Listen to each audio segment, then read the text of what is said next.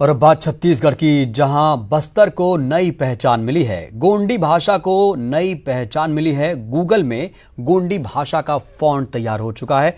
Google में सीधे type होगा ये फॉन्ट।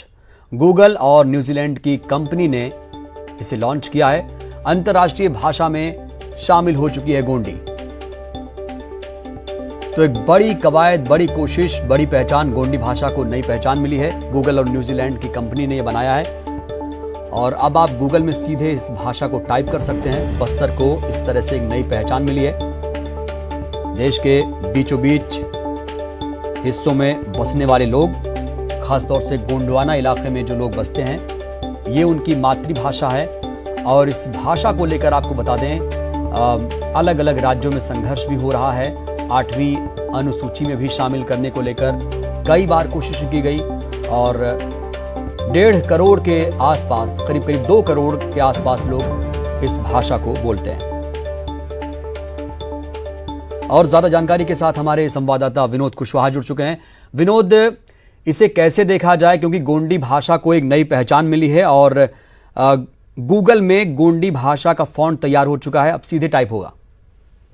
बिल्कुल, देखिए इंटरनेट पर और गूगल पर ये बड़ी आसानी से अब टाइप की जा सकेगी। और सबसे बड़ी चीज ये कि बस्तर को एक नई पहचान जो है इसके माध्यम से मिली है। और खासतौर से जो आजकल की युवा पीढ़ी है, क्योंकि अगर हम बस्तर की बात कर लें तो बस्तर के जो रूरल एरियाज हैं वहां पर तो भले ही गोंडी बोली जो है वो बोली जाती हो, लेकिन अभी तक ये आम बोलचाल की भाषा में नहीं थी, लोगों के बीच में नहीं थी। और उसे पहचान दिलाने के लिए जो बस्तर के युवा हैं वो एक प्लेटफॉर्म उनको मिल सके, वो इसकी उपयोग कर सके, तो इन तमाम चीजों में बड़ी आसानी होगी। और बस्तर की पहचान अब ये कह सकते हैं कि बल्कि 7 समुंदर पार, हालांकि संस्कृति को लेकर के बस्तर की पहचान रही है, लेकिन भाषा में जो दिक्कतें थी उन तमाम चीजों को पार करते हुए एक अलग पहचान जो है वो बस्तर ने अपनी कामयाबी के तौर पर ये कर लिया। तो ये कह सकते हैं आने वाले समय में बस्तर को एक बड़ा प्लेटफॉर्म मिलेगा। यहाँ बिल्कुल, आने वाले वक्त में बस्तर को एक बड़ा प्लेटफॉर्म, नई पहचान मिलेगी। आप बने रहिएगा हमारे साथ। विनोद, इस वक्त समाज सेवी शुभ्रांशु चौधरी साहब भी जुड़े हैं। शुभ्रांशु जी, बहुत बहुत स्वागत न्यूज़ 18 में। बहुत धन्यवाद जी।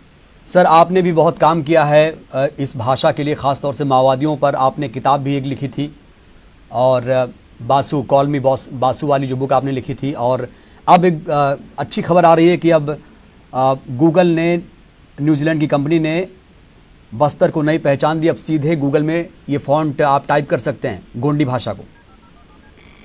जी, ये प्रयास काफी दिनों से चल रहा था। जैसा कि आप जानते हैं कि फॉन्ट जो नॉन यूनिकोड फॉन्ट होते हैं वो तो गूगल में, गोंडी में भी थे, वो पिछले कई सालों से कई बने हुए हैं। लेकिन यूनिकोड बन जाने से क्या होता है कि जैसे हम लोग आजकल हिंदी में, जैसे पहले चाणक्य और कृतिदेव इस तरह के फॉन्ट यूज करते थे, तो दोनों के पास में वही फॉन्ट हो तभी हम आपस में एक दूसरे से बात कर सकते हैं। तो वो तो पहले था। तो यूनिकोड कंसोर्टियम के पास हम लोग लगभग 3 साल पहले गए थे और उसको 1.5 साल करीब उसका ओके होने में लगा। और फिर हम लोगों को खुशी है कि गूगल जैसी कंपनी ने इसमें रुचि दिखाई। तो अब एंड्रॉइड फोन में भी जो नए फोन के वर्जन आएंगे उसमें ये यूनिकोड फॉन्ट गोंडी का डला हुआ रहेगा। तो इससे गोंडी भाषा को बचाने में और मदद होगी, ऐसा हम लोग को लगता है। भाषा की हालत तो बहुत खराब है। गोंडी संभवतः हमारे देश की सबसे पुरानी भाषाओं में एक है। संस्कृत से भी बहुत पुरानी है। हिंदी का तो अभी हाल 200 सालों का इतिहास है। तो गोंडी एक ऐसी भाषा है जिसकी खुद की लिपि है, एक नहीं 2 लिपि है। हिंदी की कोई लिपि नहीं है, अंग्रेजी की कोई लिपि नहीं है।